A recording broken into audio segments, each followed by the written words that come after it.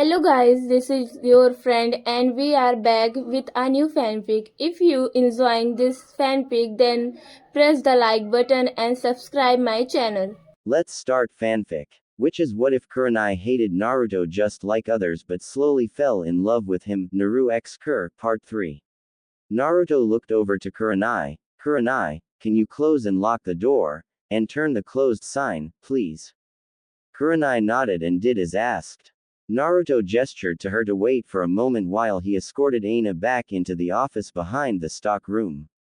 When they had gotten into the store's office, Naruto gestured to the frightened girl to take a seat, while he took one across from her. Now, can you tell me what that was all about? Naruto asked in a gentle, concerned tone.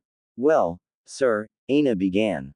Naruto interrupted her. Now Aina, he began himself, with mock firmness, what have I told you about calling me, sir, or, Lord Namikaze? Aina couldn't help but laugh a bit at this, even through her tears, as she answered, not to, Naruto. Naruto smiled, see, is that so hard? Aina smiled herself as she shook her head in the negative, no, it's not, I just don't want to be inappropriate, is all. Naruto responded, this time with a smirk, well, seeing as I'm the employer, and you're the employee, don't you think it's up to me to decide what manner of address is either appropriate or inappropriate for you to use when talking to me?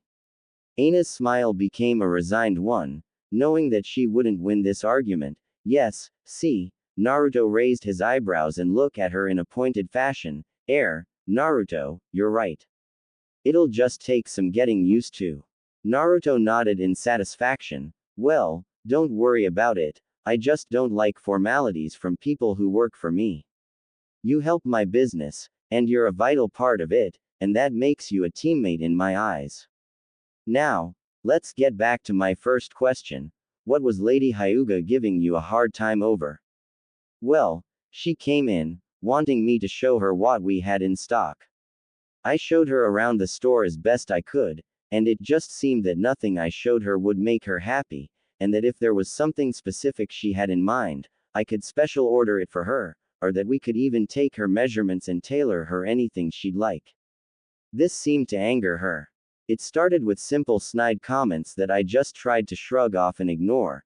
Naruto nodded in approval at the way she explained her handling of the situation, and I just continued to show her what we had in stock, but she just seemed to get angrier.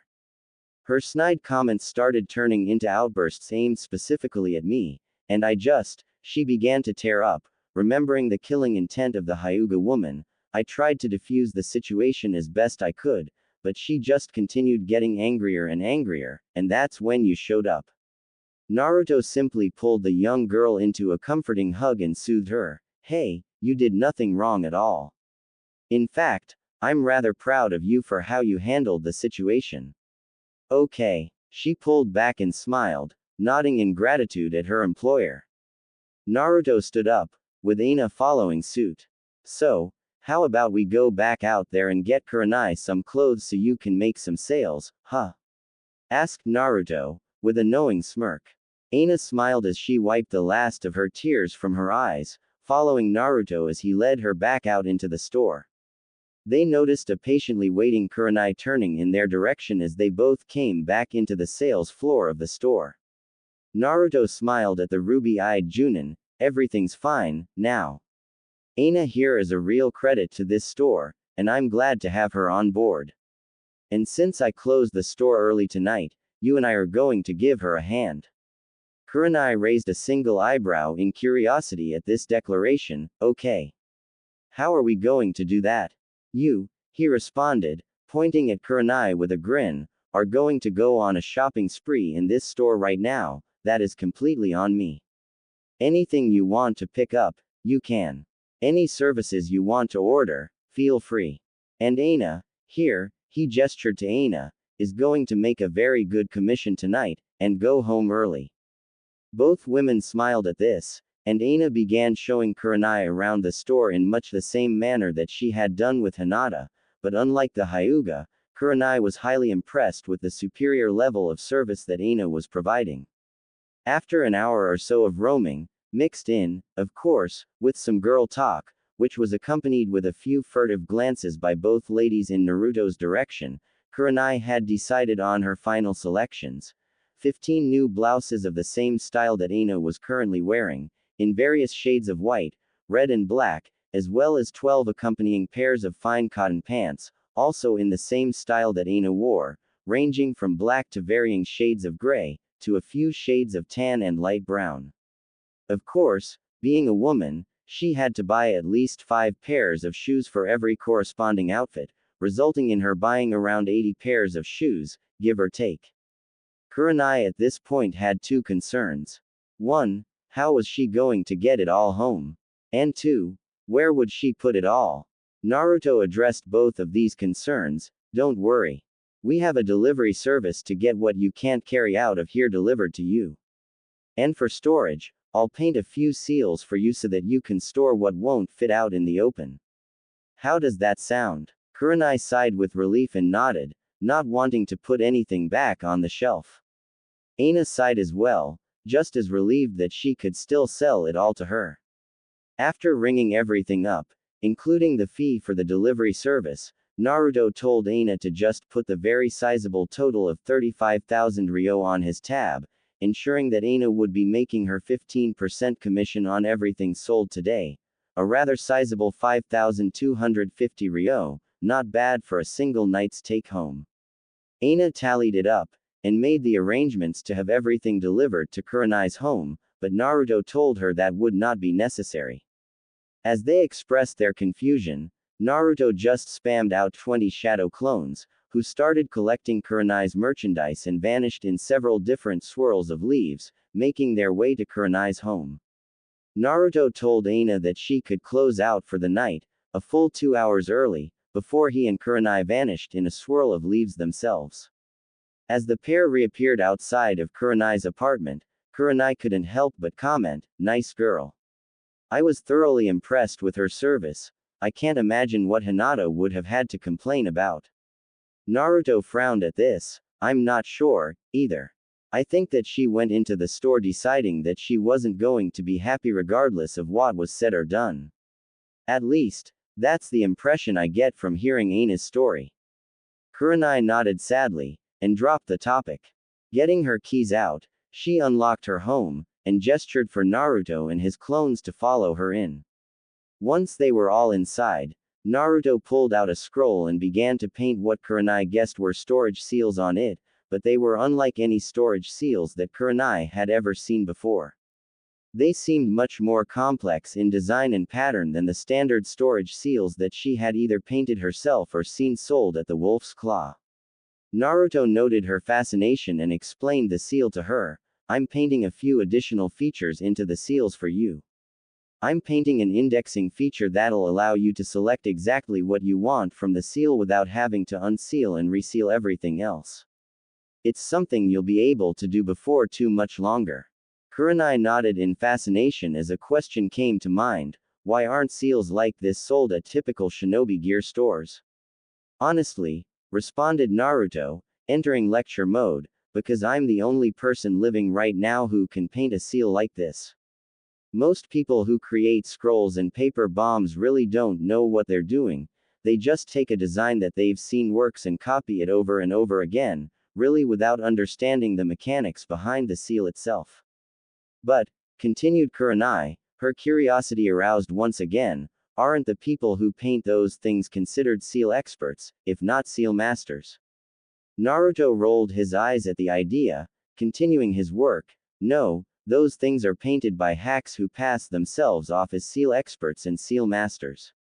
And this is exactly why I told you that, unless it was for purposes of study, I didn't want you ever buying another seal from a store." He finished his painting as he turned to her. 2 months from now, you'll be able to far outdo anything that's sold at the Wolf's Claw." Kurenai couldn't help but give an impressed and intrigued smirk at this idea. She looked forward to the day where she could do some of the things that she was currently watching Naruto doing. Naruto took a few moments to show her some of the features of the seals in the scroll, showing her how to store all of the items into it, and how to retrieve each specific item one at a time.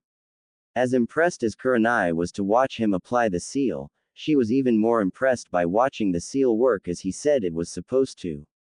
After everything was said and done, Naruto decided to take his leave, wishing Kurenai a good night while telling her he'd see her in the morning for training. Kurenai expressed the same to Naruto and showed him out. She closed the door, once again wearing a wistful smile as she pondered the man who had just left her home, not realizing that Naruto was smiling in very much the same way in thoughts of the woman whose company he had just left as he made his own way home. Naruto, Kurenai and Neji were all in the Hokage's office, currently standing at attention before Tsunade. This last month had produced greater results than any of them could have ever hoped for.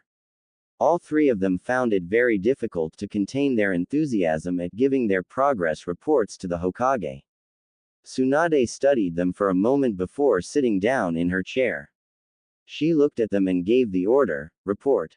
Naruto allowed Neji and Kurenai to report on the current status of the Genjutsu countering project first. Kurenai briefed Tsunade about the initial success of the first set of field tests involved sensory Genjutsu, even when multiple layers of Genjutsu were involved. She told the Hokage about how Naruto was able to latch on to the chakra entering his body, no matter the point of entry, and he was able to purge it from his body before it was able to even affect him. She briefed her as well about Naruto's new chakra flow identification skill as he dubbed it, leaving a very impressed Tsunade. She then reported Naruto's difficulty with mental, emotional genjutsu, which is what prompted them to enlist Neji's services in the first place. Neji chose this point to take over the briefing. He had informed Tsunade that when he paid attention to Naruto's chakra flow, and the flow of the chakra that Kurenai had sent into his body when performing genjutsu that attacked his mind, he noticed the chakra behaving differently, as though it was behaving more as particles as opposed to solid chakra. As Neji had content to observe, he gave the suggestion that instead of trying to latch onto it, he should try to encase it instead. Naruto did this, essentially learning to use his own chakra as a magnet of sorts against the particular nature of the chakra that was attacking his mind. This seemed to work, though Naruto needed to spend most of the rest of the month practicing this skill, and, while proficient at it, he had not yet mastered it, and it certainly wasn't ready for field tests yet. Neji informed the Hokage that both he and Naruto were practicing these skills, and that with more practice, and as they shared their own findings with each other, that he and Naruto should have the chakra encasement skill mastered by the time the next progress report was due at the latest.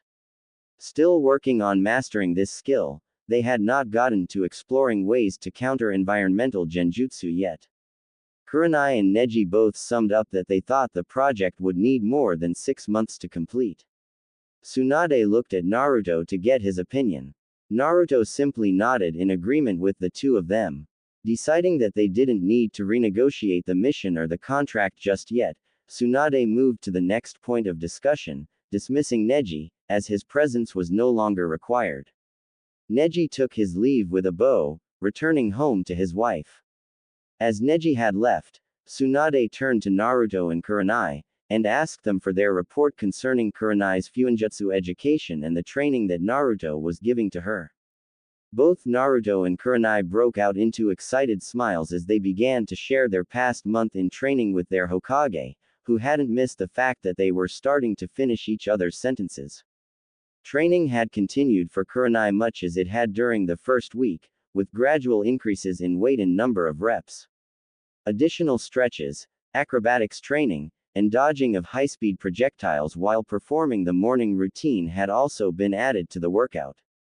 She both cursed Naruto for his ever-increasing sadism in training, and sang his praises for the number of chakra tags he had created that performed healing jutsu using converted medical chakra. Over the course of the month, her overall strength evened out to the point where she was performing the same number of exercises with both the left and right arm or leg, and she was also now adding chakra into many of her attacks and movements in so many different ways that she found it hard to be able to list them all. The most impressive skill that she had recently acquired, though, was her ability to negate chakra from the physical attacks of others. Neji had graciously volunteered to be her guinea pig for this skill.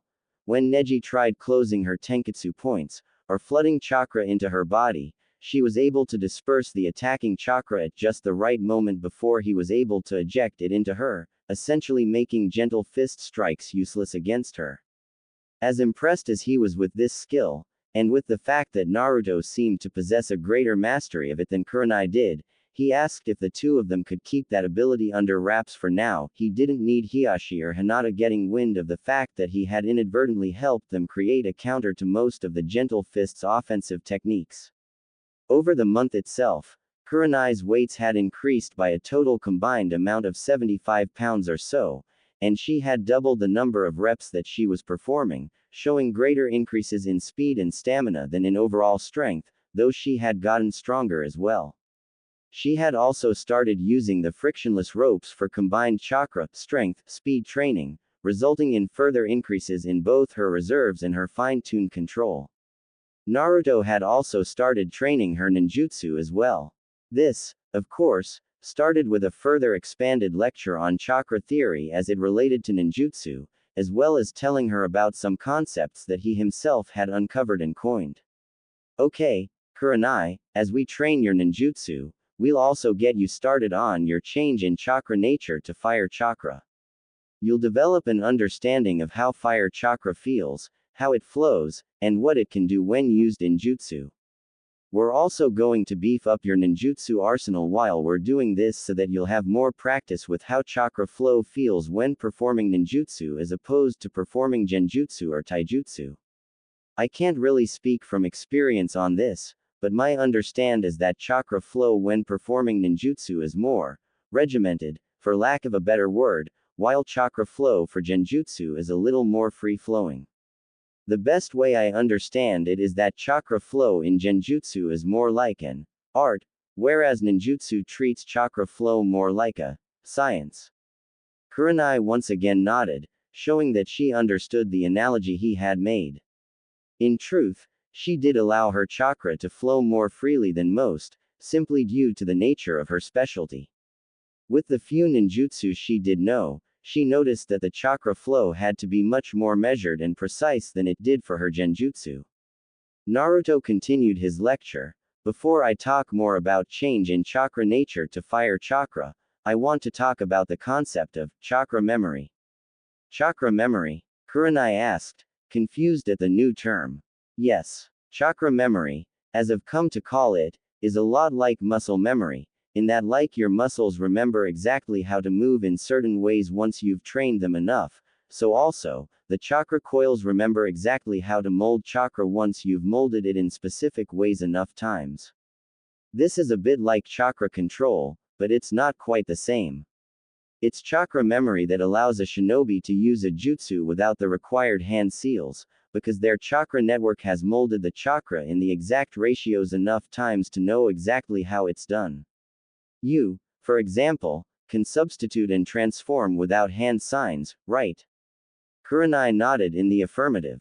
Could you always? Naruto asked in response. Kurenai simply shook her head in the negative before adding, but I do remember it becoming steadily easier for me to do that, and one day I found I didn't need to use the hand seals, because exactly as you said, my chakra almost seemed to mold itself. And that, Kurenai, is chakra memory at work, said Naruto, seeing that she understood exactly what he was saying. He continued, now, the nice thing about chakra memory is, because it's a function of the chakra network, shadow clones can be used to train and increase it. Kurenai nodded and allowed a smile to grace her lips at this.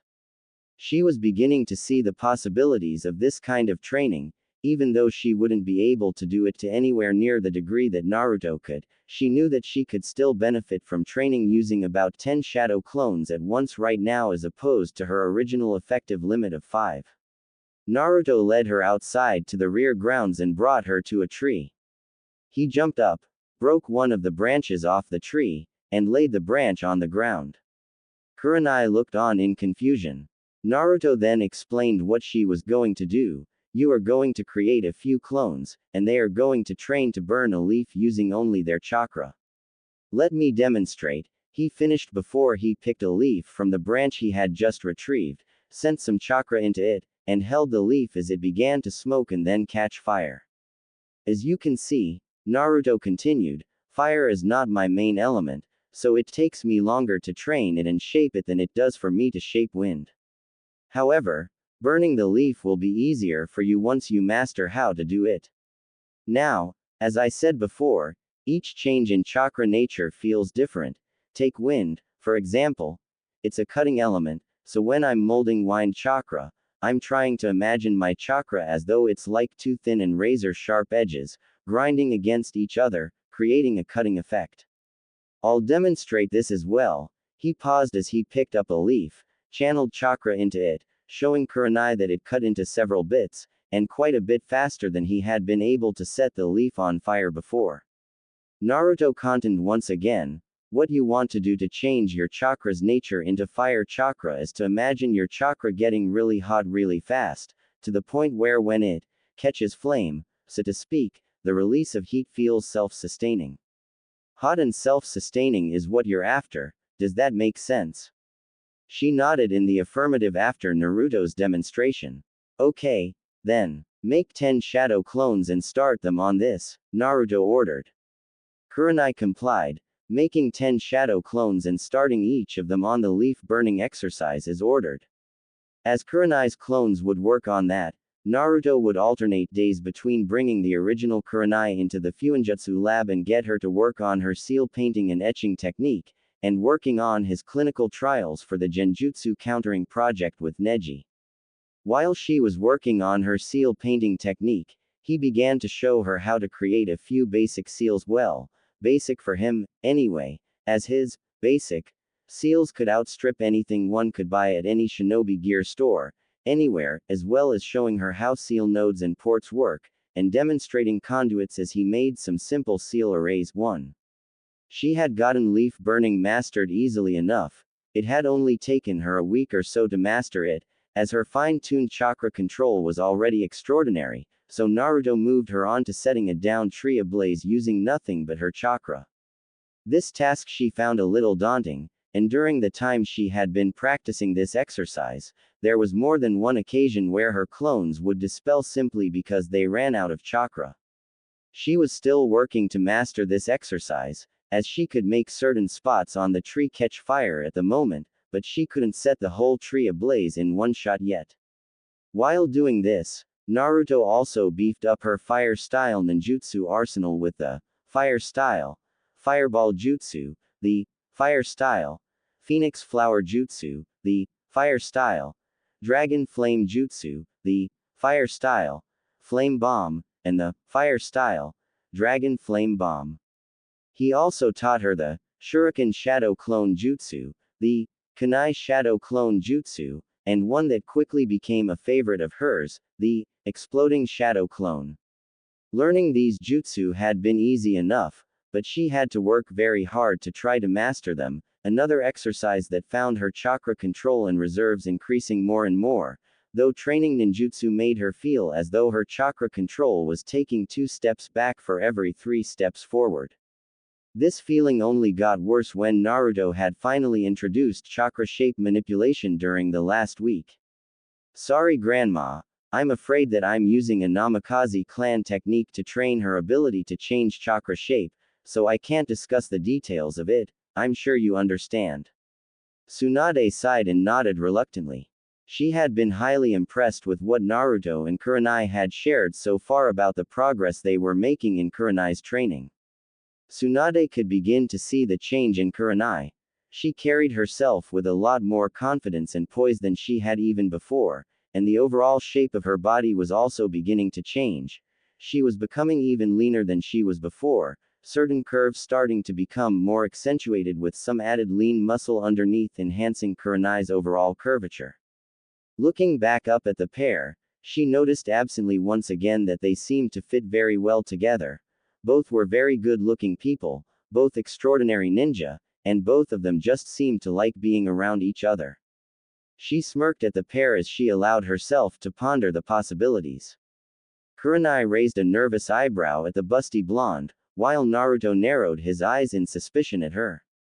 Tsunade caught Naruto's look and, knowing that he knew that her smirk typically meant trouble for him, schooled her features back into a pleasant smile. Excellent news, both of you. She praised her two subordinates as she continued, I look forward to continued reports of your progress.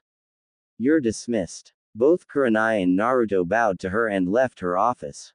Tsunade allowed her mind to start working again towards the direction of Naruto and Kurenai as a possible couple once again after they had walked out the door. Naruto and Kurenai, on the other hand, found themselves walking through the streets of Konoha. While they usually did this in the early evenings, it was now just shy of noon, and the pair were heading towards the Hyuga compound to invite Neji and Tenten Hyuga to join them for lunch at the Akamichi barbecue pit to celebrate their progress in the Genjutsu countering project. Since they had left the Hokage's office, Kurenai couldn't help but think back to the chakra shape manipulation training exercises she had been doing in the last week. Naruto began his lecture on chakra form manipulation. Now that you're well on your way to mastering your change in chakra nature to at least one element, we're going to get you started on change in chakra form. As I've said before, this is important for several reasons. The main reason it's important for you is that it's one more method that will add to the variety of ways in which you control and manipulate your chakra, which will further increase your overall chakra control, giving you access to more and more genjutsu. It's also important in ninjutsu and taijutsu, and even has benefits in kenjutsu. With ninjutsu, it enables you to more easily shape your attacks and the jutsu themselves into things like dragons, walls, bullets, senbon needles, all kinds of things. With taijutsu, manipulating the form of your chakra when adding it to a punch or kick, for example, can make the attack cause more blunt force trauma, or it can add a cutting effect if you make it thin and sharp, much like with wind-based ninjutsu, for example. Chakra can be channeled through weapons and blades in this manner as well, also increasing the diversity of attacks performed when using them. Any questions so far? Kurenai shook her head, letting him know that she understood his explanation. Naruto nodded, good, then follow me, as he walked out into the rear grounds of his estate. Kurenai followed him to a bucket filled with what looked like water balloons. Asked Kurenai in a tone denoting her confusion. Naruto nodded, that's right. What I'm about to show you is the first stage in a three-part chakra shape manipulation exercise. I'm afraid it's the only one I'm really familiar with that can train someone in shape manipulation from scratch, so it's what I'm going to use to teach you, and if you perform all three stages well, there'll be a really nice little bonus for you at the end of it. Kurenai nodded, still confused but also intrigued by the possibility of the bonus that Naruto mentioned. Naruto picked up one of the water balloons and held it in his right hand. Watch the balloon, he instructed her. She did as asked, and watched the balloon begin to bubble and burst within about 2 seconds. Her eyes widened in surprise, and then narrowed in thought as she tried to decipher what she saw and figure out what happened. Naruto, whose teaching style was a little more informative than his master's, decided to fill Kurenai in. The first part of this exercise is about rotation.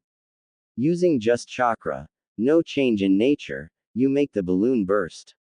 I'll perform this part again a little more slowly, and I want you to tell me what you see. With this, he picked up another water balloon, and began to stream chakra into it more slowly than before. This time, the balloon took about 7 seconds to burst as the water inside of it seemed to spin in a single direction, and then began to bubble more and more before finally bursting from the seeming boil, Kurenai observing very closely the whole time to discern as much as she could about what had happened. After a few moments of contemplation, she began to tell him her conclusions. Well, I saw that the water seemed to rotate in one direction at first. She paused before playing what she saw over and over in her mind's eye, continuing when she believed she had it. It started to bubble more and more the more you did it, but now that I think about it, not all of the points where the balloon bubbled traveled in the same direction, did they? She finished with a question so that Naruto could either confirm or deny her conclusion. Naruto gave her a knowing smirk. Good eye. What does that tell you about how to complete this part of the exercise? Kurenai thought for a moment before answering knowingly. It means that I have to somehow make my chakra rotate in as many directions as I can at once in order to make the balloon burst. Excellent, complimented Naruto. He picked up 2 water balloons this time and told her, this stage of the exercise will be complete when you can do this within 2 seconds, 10 times in a row. As he told her this, he made both balloons burst within about a second after he added chakra to them. Kurenai nodded, and started the exercise. Even with her control, she found the sheer concentration of trying to move her chakra in multiple ways to be rather difficult. She could manage about 7 different rotations at first, but it wasn't quite enough to make the balloon burst. Remembering Naruto's lesson about chakra memory, she immediately created 5 shadow clones, as she already had 10 trying to set fire to the tree. These 5 shadow clones each grabbed a balloon from the bucket and started trying to make them burst. After about 30 minutes, one of the clones succeeded, making the balloon burst within 6 seconds. Kurenai and the rest of her clones looked at the successful clone excitedly. The clone dispelled, passing her information on to Kurenai and her remaining clones. When they realized what the clone had done and how, the Kurenais went back to trying to make the balloons burst once more, all of them completing the exercise at different rates of time. Kurenai let the other clones dispel, and they passed their information on to her, showing her what worked and what didn't, and also giving her some ideas on how to combine certain ideas to make the balloon burst faster. By the end of that first day of training, she was able to burst a single balloon within the 2-second window. Before calling it a day, however, she grew ambitious, and decided to try her hand at bursting 2 balloons at once, just as Naruto had demonstrated. She found this to be quite a bit more difficult, as it required greater concentration in trying to rotate her chakra in 2 separate places at the same time. This would continue until about the 3rd day, when Kurenai finally succeeded in making both balloons burst within the 2-second time limit that Naruto had set for her. Naruto immediately moved her into the second part of the exercise, going into his training dojo and coming back with several bags filled with hard rubber balls. He retrieved one of the balls and showed her the objective of the second part of the exercise as within another 2-second time frame, he caused the rubber ball to boil and burst. Kurenai noted that the explosion of the rubber ball was much more powerful than the bursting of the water balloon. Naruto began to explain, this is the second stage of the exercise. Its purpose. Power. The power comes in by using your chakra to move the air in the ball in much the same way that you did to rotate the water inside the balloon. The differences in this exercise, namely the fact that the density of air is infinitesimal compared to that of water, and that the surface of the rubber ball is much tougher than that of a water balloon, will require to use more chakra, and also to generate greater force with it. Kurenai nodded her understanding as he explained so that he would not have to stop or slow down. Naruto continued to explain, we'll complete this exercise in 3 stages as well. The first stage of completion will be when you can burst the rubber ball as I just did within a 2-second time limit. The second stage, as he explained, he picked up a rubber ball in each of his hands and forcibly made them explode almost instantaneously, will be when you can burst one in each hand within the 2-second time limit.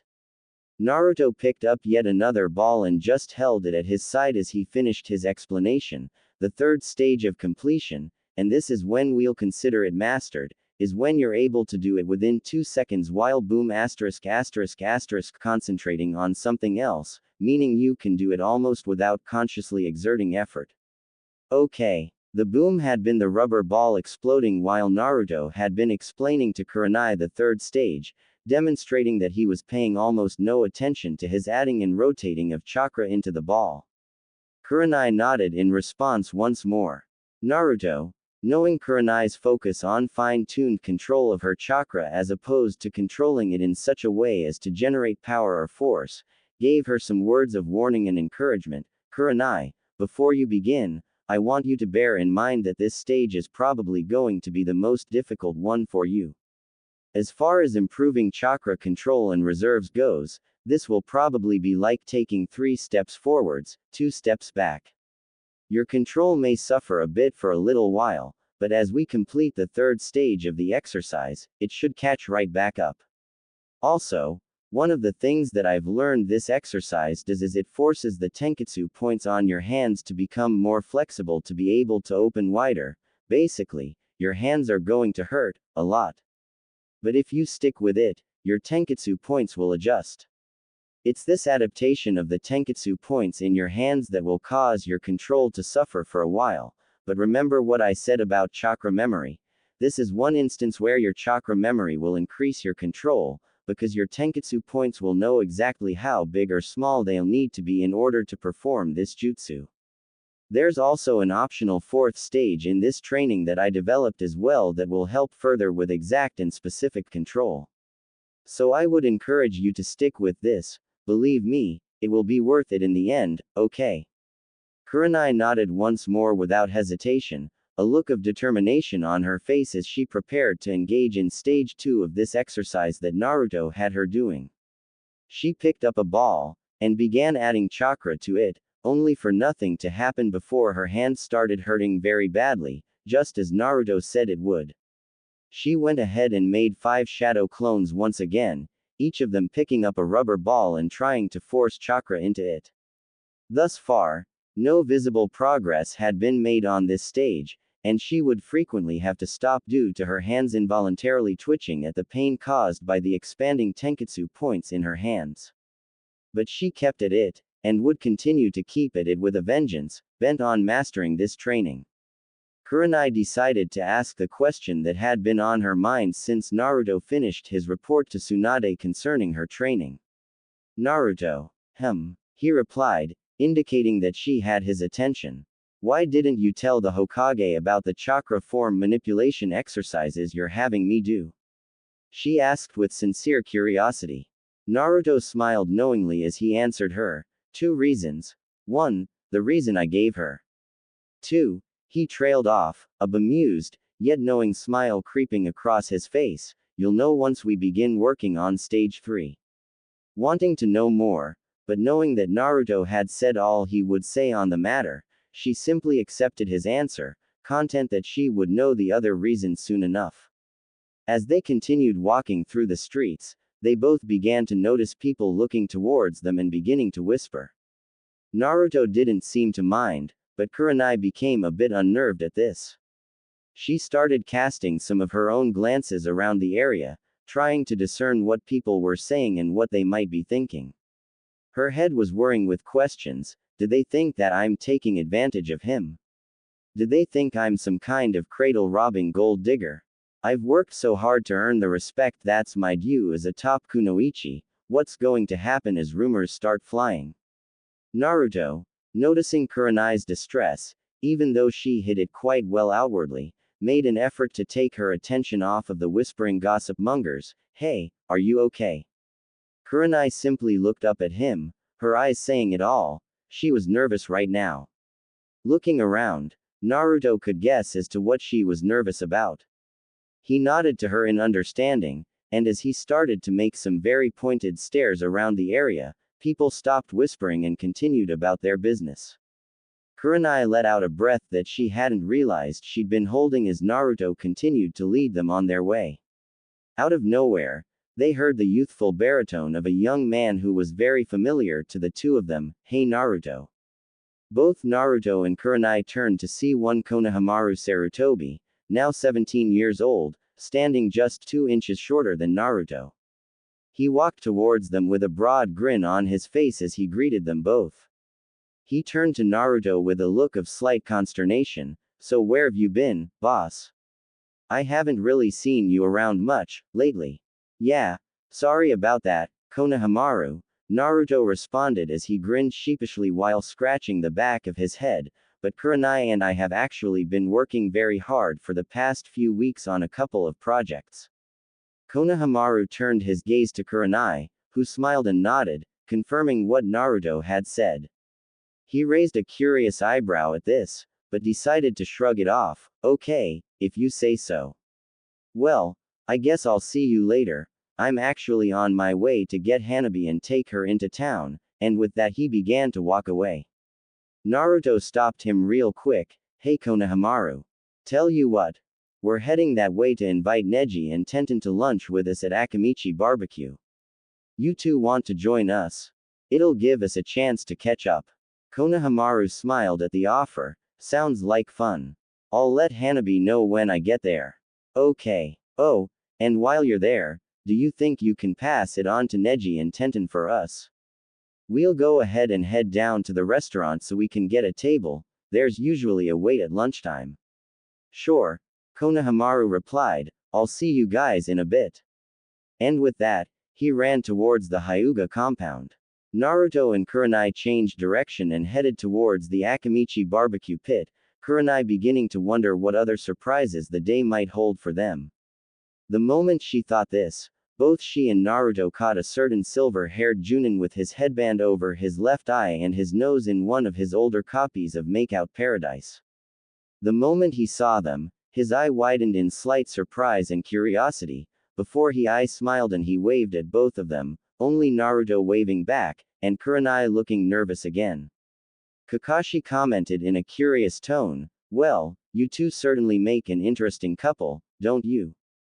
Kurenai began to sputter while she blushed and looked in any direction except towards Kakashi. Naruto just tried to laugh the comment off sheepishly while responding, yeah, I guess I can see why you'd think that. We've actually been working together on a couple of projects for the past few weeks, and we've just given our first status report to Grandma Tsunade. Kakashi's visible eye began to glint with mischief. Working together, on a couple of projects, right. He drew each word out slowly in his cool drawl, lacing them with obvious sarcasm, knowing somehow that one of them would take the bait. And one of them did. Kurenai quickly exclaimed, Kakashi, there's nothing like that going on. Nothing like what, exactly? He asked with another eye smile, baiting her even further. Like, she sputtered, Naruto watching on in dismay, thinking, Kurenai, quit while you're ahead. Kurenai didn't quit, but found a way to voice her response, like anything you'd read about in that perverted book you have in your hands.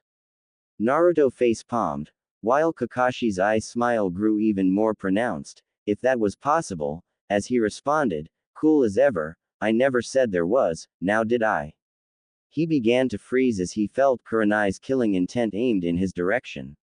He began to stutter himself as he tried to worm his way out of this potentially life-threatening situation. Really, I never said anything like that was going on, Kurenai, now did I, Naruto. Naruto sighed and shook his head sadly, Kakashi-sensei, I'm afraid you've dug your own hole here.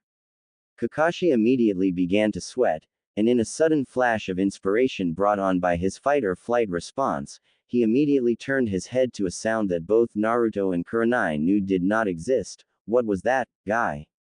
Another youthful challenge. I'm on my way. With this, he turned to the pair that he had just finished teasing, raised two of his fingers in a friendly salute and said, well, so long, you two.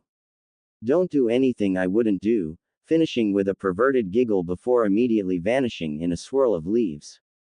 Kurenai just stood there fuming at Kakashi's teasing. Naruto just put a comforting hand on her shoulder and said in a resigned tone that held no surprise in it at all, just let it go, trust me, while inwardly, he thought, I don't have the heart to tell her she walked right into that one. After a few moments, Kurenai calmed down, and they continued on their way to Akamichi Barbecue. As they got there and Naruto put his name on the waiting list for a party of 6, Kurenai received another surprise that she wasn't sure she'd welcome at that moment. Ino and Choji saw the pair and overheard Naruto placing his name on the waiting list.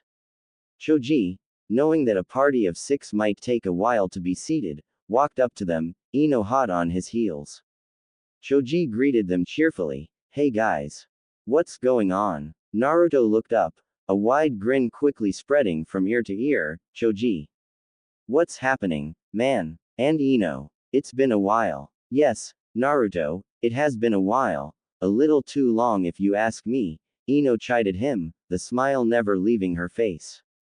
Ino looked over to Kurenai, raising an eyebrow in curiosity at what she was doing with Naruto. She then remembered a few weeks ago when she saw Kurenai after she had left Asuma's grave, and that faraway smile. Ino's eyes went wide at the realization, is Naruto the guy that she was smiling about that day? She thought to herself, as though she'd just struck gold after months of digging and getting nothing but rocks. Kurenai's subsequent glare told Ino all she needed to know. 1. She was likely spot on in her suspicions. 2. She'd best keep them to herself if she knew what was good for her. While Ino was a major gossip hound, she wasn't stupid. There were some things that just weren't worth sharing, not because they weren't really valuable, this was gold in Ino's mind, but because the fear of possible repercussions that might follow far outweighed the potential value, and Kurenai looked like she meant business. Ino simply pursed her lips together, unable to help a small smile, putting her thumb and forefinger together and drawing them across her lips in a, "my lips are sealed," gesture. Kurenai, softening her glare somewhat, simply nodded at the girl, who nodded back. Choji was talking to Naruto. Hey Naruto, if you're putting your name on the list for a party of 6, you'll be waiting a while. Ino and I can take you to the private room in the back where we're going to be eating. It'll fit at least 12. We can get you seated right away and just have the others sent back when they get here, if you don't mind joining us. Realizing the convenience of this, Naruto agreed, okay, why not?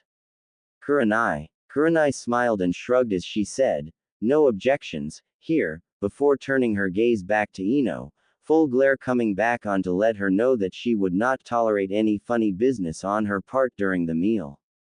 Ino simply nodded and smiled again, though this time she started to sweat a little bit. Choji unwittingly broke all tension as he exclaimed, okay, everyone. Right this way. Choji led the way as Ino and Kurenai followed him.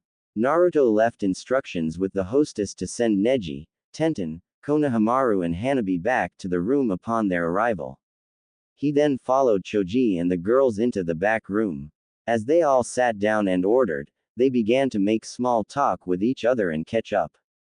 Ino currently worked with her father, Enko and Ibiki in the T&I department, while Choji was currently a Junin sensei for a Genin squad. Of course, they both helped to run their families' businesses as well, Ino with the flower shop and Choji here at the restaurant. Choji and Ino had been dating each other for the past several months, with Ino hinting at a desire for engagement, while Choji, surprisingly enough, didn't seem uncomfortable with the idea. Naruto and Kurenai both found themselves curious as to just how close Choji might be to proposing to Ino. While Ino and Choji were catching Naruto and Kurenai up, the 4 people that they had been waiting for were shown into the room by the hostess. Neji Hyuga was currently in his clan's traditional robes with his forehead protector around his forehead, smiling and greeting the 4 who were sitting at the table. Tenten Hyuga was at his side, her warm smile and unusually cheerful demeanor indicating that pregnancy seemed to suit her quite well.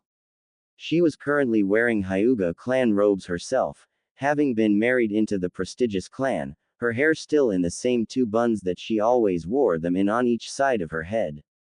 Behind them were Konohamaru Sarutobi, who also greeted Naruto, Kurenai, Choji and Ino in a cheerful manner. He was pushing a wheelchair in which sat Hanabi Hyuga, her thin and gaunt appearance indicative of her long-term confinement to the wheelchair. Naruto couldn't help but remember the day that Konohamaru had informed him of Hanabi's condition, and of Hiyashi's offer to betroth his youngest daughter to the Sarutobi clan heir. Naruto heard a knock on the front door of his newly completed home. He hadn't yet built the outer walls or applied any perimeter seals to the property, so at the moment, anyone could still walk up to his front door and announce their presence the old-fashioned way. He reached the door and opened it to find Konohamaru, looking anxious and, a bit lost, as though he didn't know what to do at the moment.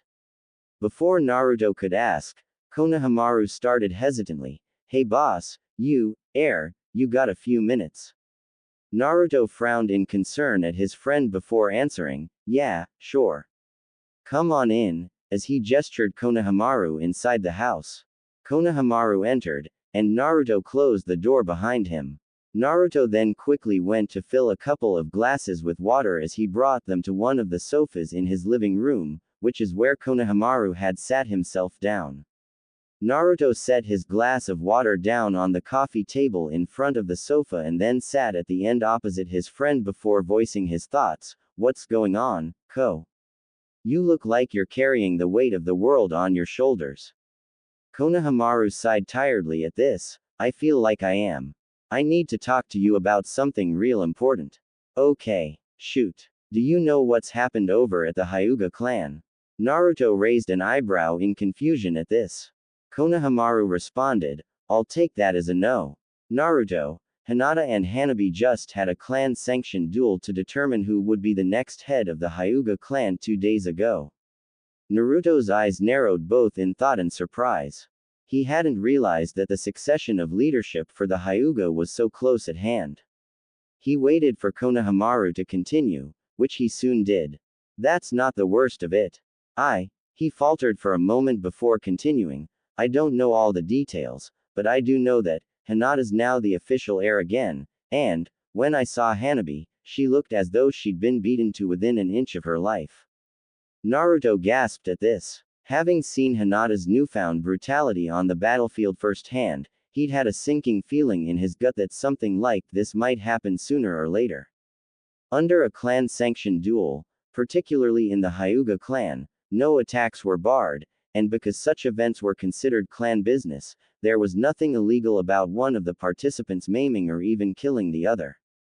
The Hokage herself could do nothing should one of these occur. Naruto slowly asked, How is Hanabi? Konohamaru closed his eyes, sighing tiredly and sadly, hanging his head and shaking it in resigned anguish. She's been unconscious since. Their doctors say that they don't know when she'll wake up. They tell us that. Konohamaru faltered again, fighting to keep his wits about him. Naruto encouraged his surrogate little brother, It's okay, Ko. Take as much time as you need. Konohamaru took a few deep breaths to calm himself down. Once he was in enough control of himself to speak evenly again, he continued, Hanabi's days as a shinobi are over. Hinata beat her so thoroughly that, she'll never be able to walk again without assistance because she'll never have the equilibrium to hold herself up for long.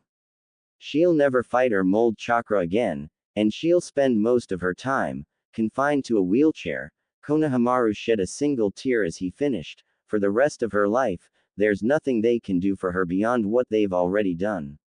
Naruto found himself in shock, and was getting angrier by the second as Konohamaru explained what he had been told Hinata had done to her younger sister.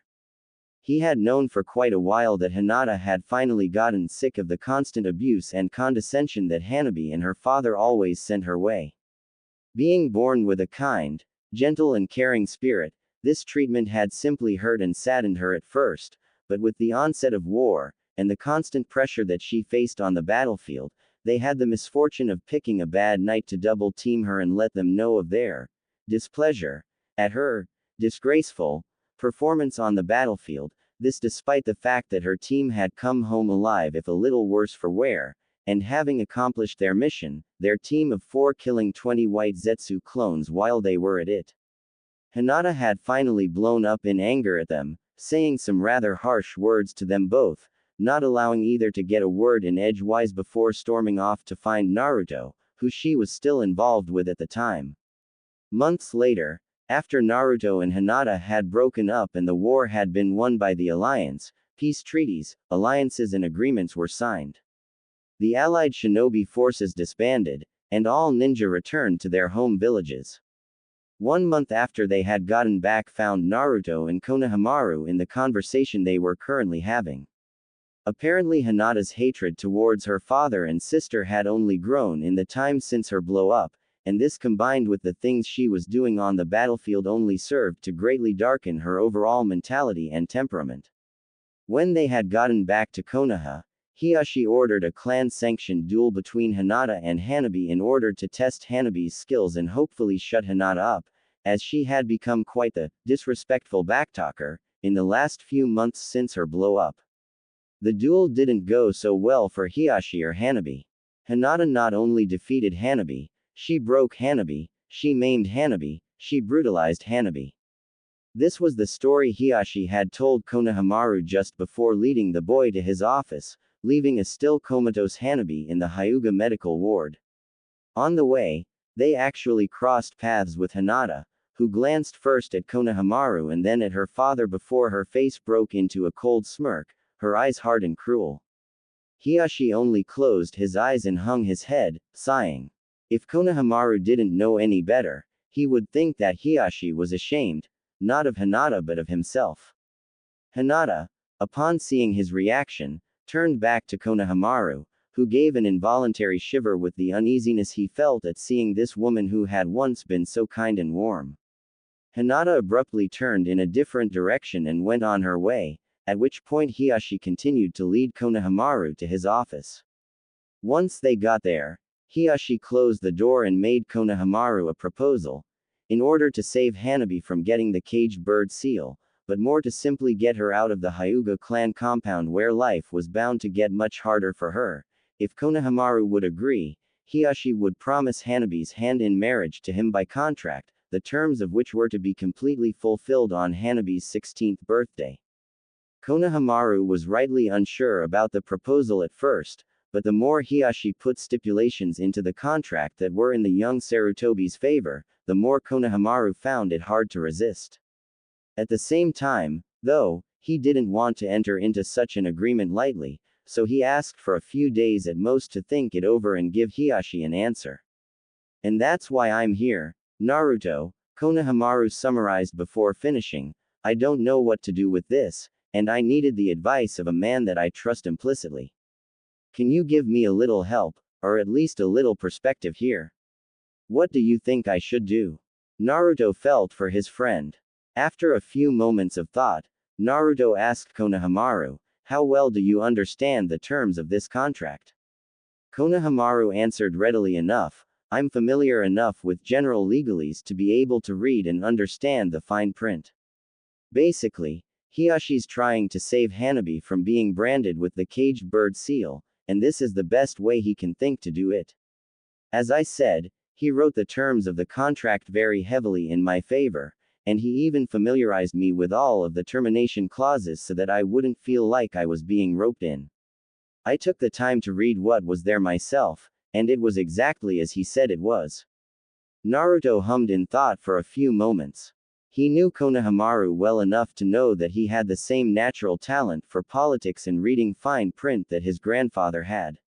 Of all the things that could be said about the boy, it couldn't be denied that he had a good, solid head on his shoulders, and a strong intellect. Naruto decided that a little more information was needed as he asked, how well do you know the girl? Konohamaru sighed, not real well, to be honest, what I have seen, I don't like. She's as stuck up and as full of herself as Neji used to be. But still, I'd like to be helpful if I can. Hiyashi went as far as to say, Konohamaru, I need your help, and he seemed desperate, which really isn't like him at all. Naruto had to agree with that. Hiyashi Hyuga was not exactly the most humble of men, and for him to express even mild desperation, and to ask for help in such a manner, would indicate that he was sincere in his request. After a few moments of consideration of the matter in this light, Naruto gave his advice, Ko, if there are ways of getting out of it easily enough, you can do that if things don't work out. If you want to help, go ahead and sign it, making sure that you read the fine print again to make sure that nothing was added that you don't want there, and then reread it to make sure that you didn't miss anything. Her 16th birthday is 3 years out, there's time to get to know her, and who knows? She may surprise you, she may be as arrogant and egotistical as Neji used to be, but, look at how Neji is now. Who's to say that Hanabi can't change for the better as well? Konohamaru still looked unsure, but eventually came to the realization that he wasn't going to be any more sure than he was at this moment. He thanked his surrogate big brother for his advice and decided that he would follow it. He had returned to the Hyuga compound that very same day to sign the agreement. Hanabi Hyuga, also dressed in Hyuga female clan robes much the same way Tenten was, radiated an aura of grace and nobility, even from her wheelchair. This aura, coupled with the warmth and humility that she now possessed as a result of what she had learned from her condition, and the circumstances behind how she came to be impaired, gave her a countenance that anyone would consider quite beautiful to behold. She smiled and greeted everyone in the room warmly and with much enthusiasm as Konohamaru rolled her over to the table, picked her up bridal style, and gently sat her down in the chair that he had just pulled out for her, taking the seat next to her own. Neji and Tenten took 2 empty seats to Hanabi's left. Naruto briefly reflected back on the courtship of Konohamaru and Hanabi. Remembering that Hanabi had been somewhat withdrawn at first, but somehow Konohamaru knew how to draw her out of her shell, it had been gratifying to watch the two of them grow closer. Konohamaru was always patient with her, yet very encouraging to her at the same time, believing in her, and always helping her to feel like she could push her limits, but it was okay if she fell, or if she wasn't necessarily up to it at a particular point in time. It was thanks to Konohamaru that Hanabi could actually stand for 20 minutes at a time without assistance before her equilibrium would begin to sway, where when she had first woken up after her crippling beating, the very act of trying to stand caused her to experience vertigo. Hanabi had also in a sense built a life for herself outside of the Hyuga clan, something that her position as the likely heir, along with the overprotective nature of her father towards his youngest daughter, had prevented her from doing, or even wanting her to do. As Hanabi and Konohamaru grew closer, Konohamaru's friends became Hanabi's friends as well. They would both have dinner with Naruto, Iruka and Anko fairly regularly, either at Naruto's home or in Iruka and Anko's home. Hanabi found it rather ironic that she enjoyed her life now more as a cripple than she ever had as a clan heiress. Hanabi's birthday was only a few short weeks away, upon which she and Konohamaru Sarutobi would become husband and wife. Konohamaru, of course, had asked Naruto to stand up with him, where Hanabi had asked Anko Yumino to be her attendant, which she was more than happy to do. All of their friends were looking forward to the event, scheduled to take place in the Hyuga compound, to be performed by the Hokage herself. It would be a small, simple, intimate gathering of friends and family to celebrate the union of two who love each other, and even though it was probably for the best, it would be a little sadder with Hinata's refusal to celebrate it with them. Hinata had made it clear that she wanted nothing to do with the wedding or with Hanabi.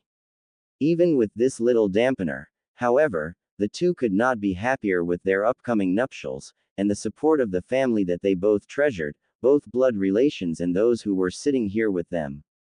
Their waiter brought Naruto's mind back to the present as he took the orders of the 4 new arrivals, as well as bringing several pitchers of water and tea so that they could all begin to refresh themselves. Once all orders had been taken, the party of 8 became a veritable cacophony of speech, laughter, and other outbursts that simply told all who might overhear them that they were a happy and joyful group. Food was brought and thoroughly enjoyed by all, and they just talked about the goings-on in their lives, enjoying an intimate time as friends. Kurenai, being significantly older than all of them, found herself having to try a little harder to relate to the group of people she found herself sitting and eating with. Naruto, Neji and Tenten, thankfully, had all picked up on this, and had made special efforts to help her to feel more at home and included. Within half an hour, Kurenai was one of the gang, at least for now. As they had all finished lunch, Naruto remembered that Victory Day, this is what the day that the allied shinobi nations had won the war had come to be called, and in Konoha at least, it was made an official holiday, was coming up within the next couple of weeks. He took a moment to make an announcement while everyone was still there. Hey everyone, on Victory Day, I'm having a dinner party. You're all invited. Don't worry about bringing anything, just come hungry, but I would like to know who'll come so I'll know how much food to have for everyone. Neji and Tenten readily accepted the invitation. Of course, they loved regular meals with Naruto and Kurenai. She was over there so much now that it was easy to forget that she didn't in fact live there. Konohamaru and Hanabi did as well, as they felt that it had been too long since they'd had dinner with Naruto. Choji and Ino expressed enthusiasm at the invite, but they would both have to check to see if they were needed at their respective businesses that day, Choji especially. They promised Naruto that they would get back with him. Noting that Kurenai had not given him an answer, he turned to her with a curious eyebrow raised. She responded to the unanswered question, Naruto, of course I'll be there. But, if you'd let me, I'd like to help you host it. Naruto's eyebrow shot even higher even as both of his eyebrows came together in bemusement and mild confusion. Kurenai, knowing that he was silently asking why, gave him her reasons. Naruto, I am at your home so often, I almost feel like it's mine as well, and I haven't had the chance to play hostess for a dinner party in a while. Also, and I know I've said this before, but you've already done so much for me, and I would like to give back to you in some capacity, and this is one way in which I can do that. So, may I help you host your dinner party? Naruto sighed resignedly and nodded. He knew he wouldn't be able to talk her out of it. Truth be told, he found the idea of having her assistance in getting everything set up and in helping people feel welcome in his home to be rather nice, almost natural, even natural. Where'd that come from, I wonder? He thought to himself, dismissing the thought as quickly as it came. They all left the restaurant after Naruto paid the bills of those he said he would and went their separate ways. Kurenai, having no training with Naruto scheduled today, and also told not to train today on his orders, left Naruto to head home and take care of some personal business she'd set today aside to get to. Naruto, having a few more people to invite, went around town to speak to them. Naruto's first stop was the Inuzuka compound to invite Kiba. As he knocked, a woman that Naruto was rather familiar with answered. She had the typical red fang tattoos of the Inuzuka on her face, as well as some other distinctive features, a feral mop of brown hair on her head that made her quite attractive in a primal way, though it had lightened by a few shades over the years, and a scar across the bridge of her nose, much like Iruka's, but hers started at the bridge and slanted on a slight downward tilt across the right side of her face. This was an injury she received during the war, and it was something that she regarded as a badge of honor, as did those who knew how she got it. She had saved the lives of her teammates by fighting off several enemies while battlefield medics patched them up, and in the process, one enemy too many had attacked her, swiping her across the face with a kunai. Even bleeding profusely to the point of being almost unable to see, she continued fighting on. Fortunately, reinforcements came as she began to feel faint from blood loss. When she had finally passed out, her reinforcements had arrived and she had been whisked away to safety. Naruto smiled at Sume Inuzuka, a woman he had great respect for. They began to just talk for a couple of minutes before Naruto informed him of the purpose for his visit. Sorry, Naruto. Kiba just started border patrol last week, so he's out of town for the next 3, said Sume in response to Naruto's inquiry. Thank you, Lady Sume. I appreciate you letting me know, and if you want to come, you're more than welcome, said Naruto graciously. Thanks, pup. Who knows? I might just stop in. Absolutely. I think Kurenai would be more than happy to see you there. Sume, knowing of Kurenai's apprenticeship and training under Naruto, gave a wry smile at this, causing Naruto to laugh somewhat nervously at her implication as she responded in a rather suggestive manner, Kurenai, huh? Well, then, I'll be sure to be there. With the two of you, it could promise to be an entertaining evening. Naruto gave another nervous laugh before taking his leave of Sume and her subtle teasing. His next stop was the Nara compound to see his newlywed friends Shikamaru and Temari Nara. Naruto had been saddened to miss Shikamaru and Temari's wedding, as he had been on border patrol at the time, so he couldn't make it back, such was the life of a shinobi. This would be the first time that Naruto will have seen either one of them since they got back from their honeymoon a month ago. As he entered the grounds, he saw Shikamaru there cloud-gazing. He greeted his friend as a casual manner, Shikamaru returning the greeting in just as casual a manner. After taking some time to catch up themselves, with Shikamaru showing honest surprise at Naruto's telling of Kurenai's training and apprenticeship. Naruto extended his invitation to Shikamaru. Well, free food's never a drag, and even if it was, Tamari would pull me along anyway, said Shikamaru lazily, his usual friendly smirk in place. Of course she would, Shika. Say, where is Tamari anyway? She's in town shopping with my mom, so I get a little peace and quiet for a while. It'll be a drag here again, soon enough. Naruto responded rather bemusedly, okay, then. So, I'll see you guys in 2 weeks.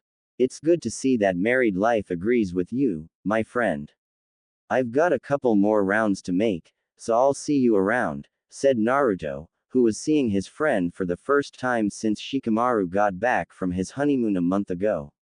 Sure thing, Naruto. See ya. Naruto knew that Tsunade wouldn't be able to attend, as she would be hosting the public party for Victory Day, making speeches, greeting people and such.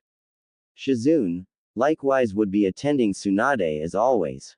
Kakashi wouldn't show even if invited, he just wasn't one for socializing outside the professional realm. Yamato, back in Anbu, so he'd be patrolling the village and keeping the peace. Guy would spend his day either in seclusion or at the memorial stone, remembering the life and mourning the death of his most beloved student, Rock Lee. Tuki and Ayame would be keeping the stand open late that night, as Victory Day would be one of their busiest days of the year. Knowing all of this, Naruto only had one more stop to make, Iruka and Anko's place. Reaching their apartment, he knocked on the door, which was answered by Anko, who smiled wide upon seeing him. Hey, Naruto, how are ya? Naruto smiled back, I'm great, Anko. How are you? Doing great myself, she replied jovially before stepping back, come on in, little bro. Naruto accepted the invitation and stepped into her home. Anko led him to her couch as Iruka entered the living room from the kitchen with a tray of drinks and glasses. Hi Naruto, he exclaimed just as jovially as Anko had before, pouring from pitchers into 3 ice-filled glasses, handing one to Naruto and another to his wife. Iruka and Anko then sat on the love seat that was adjacent to the couch that Naruto was on. Iruka started, it's great to see you. What brings you by? Naruto answered, well, I'm having a dinner party for Victory Day this year. I'd like you two to come. Before Iruka could accept, Anko broke in slyly and playfully, oh, you would, huh? She raised a suggestive eyebrow as she continued, and is Kurenai going to be there? Naruto simply rolled his eyes at her antics, used to her teasing of him over this topic by now. Yes, she'll be there. She actually asked me if she could help me host it, if you must know. Anko's expression became even more teasing, as that's so. Wow, only a month in and she already thinks of the place as home. Iruka couldn't help but chuckle at this. Naruto simply rolled his eyes again, but this time a faint flush adorned his cheeks. Naruto cursed Anko in his mind for knowing exactly what buttons to push with him. Iruka broke back in, sparing Naruto from further teasing. Thanks for the invite, Naruto. We'll be there. Naruto nodded and once again found himself quickly taking leave to avoid a woman's teasing. All invitations handed out, Naruto headed back to his home to tend to some of his own business, or in this particular case, businesses. When he arrived at his property, he noticed that there was a scroll on the front lawn. Seeing where it laid, and knowing nobody could get into his property unless he specifically permitted them to, or that only scrolls with specific identifying seals on them could penetrate his detection perimeter without being incinerated, he could only assume it had been dropped by a messenger hawk from an individual of no small importance to him. As he walked closer to it, he noticed that it had the Fire Daimyo's seal. Seeing this, Naruto hurried into his home and went into his office, sitting at his desk and opening the scroll, reading its contents. Dear Naruto, I hope this letter finds you well. Shijimi sends her love and regards as well. It has been some time since we've had the pleasure of your company, and we are both finding that we miss you, and we look forward to getting a chance to see you once more, son. The reason I am writing to you is to ask you for a special favor. I am currently organizing a grand ball that is to take place in 3 months' time, to celebrate Shijimi's 50th birthday. It is going to be a rather lavish affair, and I have already reserved the conference center at the Daimyo's Palace Resort outside of Tanzaku town. I would be honored and quite grateful if you would personally host the ball. The date of the event will be May 7th. Please let me know if you will be able to do this for us. Sincerely yours, Shin Karagate, Feudal Lord, Land of Fire. P.S. I do hope, and I know that Shijimi has even greater hope, that you will come escorting a lady on your arm. Naruto chuckled a bit at the postscript. Yet more teasing about his romantic life, he knew they meant well and wanted what was best for him. In the 2 years that he could call the Fire Daimyo and his wife friends, they had quickly become more like parents to him, or at least like a close aunt and uncle. He pulled out a scroll, grabbed a pen, and began to write his acceptance of Lord Shin's request. As he finished his reply, he sealed the scroll and headed to the Hokage Tower in order to commission a messenger hawk to deliver the scroll to the daimyo in the capital. Naruto got an early start on getting his home ready for his guests. Wanting to make sure that everything was great, he began setting up all kinds of equipment in his kitchen. Also, per Kurenai's suggestion and coaxing, this would also be the first time where he would perform for an audience of more than one. He knew just the piece that he wanted to play as well, so in addition to making sure that his kitchen was properly equipped, he also made sure to set his studio up with enough seating for everyone that he was expecting. It was just shy of 2 in the afternoon when Kurenai showed up, letting herself in as Naruto had set the seals on both the front gate and the front door to recognize her chakra signature. After greeting each other in their normal fashion, Kurenai immediately began to coordinate with Naruto in getting food made. She also took charge of arranging the silverware, china, and other items that Naruto would need to serve the feast that they were creating. Naruto reflected on the past 7 weeks or so that he and Kurenai had started there, whatever it was, training, apprenticeship, partnership, friendship. Their relationship was all of these things, and it was a relationship that Naruto had grown to treasure, more than any other relationship he had ever had. In addition, the more honest Naruto was with himself, the more he realized that he wished it was something deeper still, but he wasn't sure if Kurenai would welcome that particular discussion. Afraid of either making her uncomfortable or hurting her feelings somehow, he thought it best to leave it to her to bring that topic up, at least for the time being. Little did he know, however, that Kurenai was having thoughts along a similar vein. Kurenai enjoyed working with Naruto in his kitchen. It was a chance for both of them to just be friends, without being partners in a project, or trainer, trainee or master, apprentice.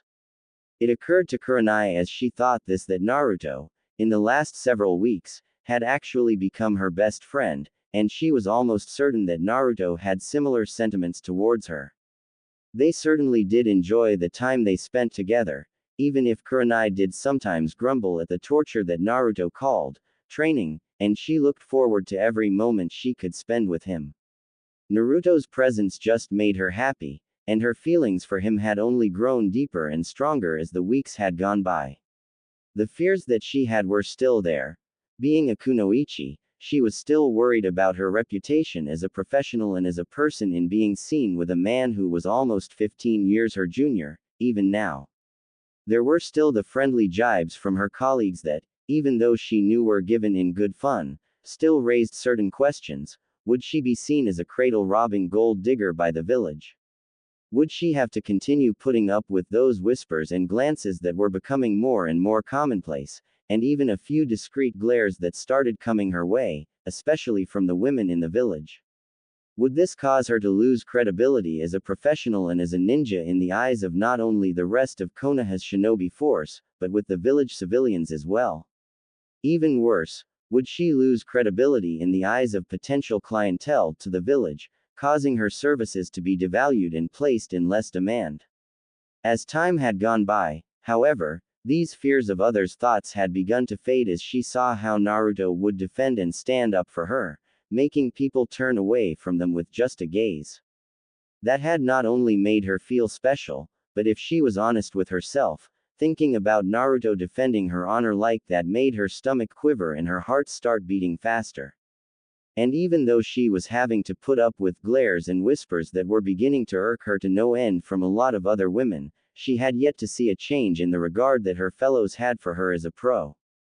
The gap in age became less and less of an issue for her as well, at least with respect to how she felt about him, as a shinobi and a man. She had come to realize that one of the unaccounted benefits of Naruto's shadow clone training, both in his shinobi skills and in all the other skills he acquired, had been that it gave him a lot of life experience, essentially aging his mind to the point where she could talk to him more like an equal than she would talk to, say, her former student Kiba. The fears she had concerning Naruto's career, such as whether or not having a relationship with her would affect his chances at realizing his dream, or if he might end up losing the respect of his own fellows and the village for being involved with someone who could be seen as a cradle-robbing gold digger, were nowhere near as strong as they once were. She had seen that even if people didn't like the fact that Naruto and Kurenai were seen together, probably more out of jealousy than anything else, they respected Naruto enough to keep their opinions to themselves, and if they didn't respect him enough, they certainly feared him enough, if his ability to stop people from whispering and pointing with a mere look was any indicator. Her fears about forgetting Asuma had begun to fade slightly, as she realized that when she thought about him now, she smiled, remembering the good man he was, and the good times that they had together. She was even comfortable talking with Naruto about him now. She knew that, while she might still miss him from time to time, his absence no longer crippled her emotionally or kept her from enjoying her life, and she had Naruto to thank for that. This, however, was a mixed blessing to Kurenai. While she was certainly happy not to be in a constant state of either mourning or depression, there was still that lingering question in her mind of whether she was truly ready in her mind to go where her heart was going, both in regards to moving past Asuma and towards Naruto. It was this question, and the questions that came with it, that she believed would be the hardest for her to wrestle through, if she were to get involved with Naruto, and even if they married and had children, what would she do if somehow, she lost him to a mission? What if they lost one of their own children? What would happen to them, individually and as a couple? Hey, Kurenai, can you get me the roasting pot, please? Asked Naruto, pulling her out of her thoughts. Kurenai brought herself back to her enjoyment of working in Naruto's kitchen as she smiled and retrieved the roasting pot that he asked for and brought it to him. Thank you, he responded, as he took the pot from her. She watched as he put a 12-pound marinated slab of lamb into the pot. She noticed that the huge hunk of meat had several devices sticking out of it that looked almost like thermometers used to measure the internal temperature of a slab of meat that was being cooked, but instead of temperature reading instruments, their surfaces were covered with seals, fire chakra conversion seal arrays, if Kurenai recognized them correctly. Naruto grabbed several pre-cut containers of fresh vegetables and poured them into the pot alongside the lamb, which he then topped off with the remaining marinade that he had basted the lamb in. He opened his oven, which had been preheated to the correct temperature, and placed the pot inside. Closing the oven door, he began to clean the kitchen up. That slab of lamb should be done by dinner time, he said with some pride and a hint of excitement. I'm guessing here, but are those seal arrays supposed to help in cooking it faster and more evenly? Asked Kurenai. Why yes, they are, Naruto responded with a smile. I'll say you've come quite a ways in your Fuinjutsu education. Thank you, she said with a wry smile, adding playfully, one of these days, you'll actually let me paint a seal or two of my very own, right, master? One of these days, grasshopper, one of these days, said Naruto just as playfully, trailing off with a wry smile of his own and leaving it at that. The pair continued to prepare other dishes that they would be serving once everyone started to arrive, continuing to just talk about anything and everything in the comfortable manner that they had both become accustomed to with each other. As they were talking, Kurenai started to look out the kitchen window into the rear grounds. She noticed the one building that she had never been inside before, Naruto's backyard workshop. Naruto. Yeah, I don't know why this hasn't occurred to me before now, but, You've never shown me that workshop that you have out back, there. Naruto frowned in surprised thought at this, really. Kurenai simply shook her head in the negative. Naruto responded, never realized that, I thought I had. Kurenai shook her head once more, nope, never did. Well, then, said Naruto, with an exaggerated gesture indicating that she should follow him, would you like the tour of the backyard workshop? Kurenai raised her hands to her mouth in just as exaggerated a fashion, gasped and said in a girly voice, really? Really? Exclaimed Naruto with a playful goofy grin as he walked to the back sliding door in a manly man fashion. Oh goody, I get to see the workshop. Kurenai responded with a playful grin of her own, bouncing along after him in a girly girl fashion while clapping her hands together. Naruto led her into his workshop, and Kurenai, in her surprise at what she saw, immediately dropped the girly girl act. The seals she saw in this workshop were similar in nature to the seals that adorned the walls and ceiling of the training dojo, which Kurenai was now able to recognize as space-time seal arrays. This was one area of Fuinjutsu that Kurenai found to be quite fascinating, the ability to create additional space within a confined pre-existing space. The seal arrays in the workshop, however, were quite a bit more complex than the seals in the dojo were, as the space that they created was much larger. On the outside, the building was only about 400 square feet. Inside, however, the room that she was standing in had to be upwards of 10,000 square feet. Most of the room consisted of carpentry and construction tools and equipment, much of which looked like it hadn't been used in a while. Various table saws, sanders, drills, and all other kinds of machines and tools for working with wood, stone, drywall, etc. All along the walls were the various hand tools that any carpenter or construction worker would need to do a job. Naruto allowed Kurenai to look around the workshop for a few minutes before grabbing her attention and leading her to his favorite little corner of the workshop, his forge. This little space right here is where I do my favorite physical work, he said with great pride as he showed her his blacksmith's furnace also covered with seals and arrays of various types, anvil and vise, along with the many different pairs of tongs and hammers that he used to create all kinds of metal masterpieces, mostly his ninja tools, such as kunai, shuriken, and Hiraishin kunai. He liked to have a backup seal in case he found himself in a jam and couldn't plant a seal himself, but he had also forged a few top-quality blades of his own, here. Kurenai also noticed a few leather smocks and some protective gear hanging up on one of the walls. And when we get you to Kenjutsu, Kurenai, I'll forge a blade for you as well, he said as he finished explaining a few of the tools, as well as some of the creations that had this little workshop as their place of origin. Naruto himself had 2 katanas and a ninjutsu that he used on missions, each of them made from top-quality steel, and even etched with a few seals of Naruto's own design for additional augmentation and strength. All 3 blades had been forged here. Kurenai just looked at Naruto in awe, thinking, other than genjutsu, is there anything that this amazing man can't do?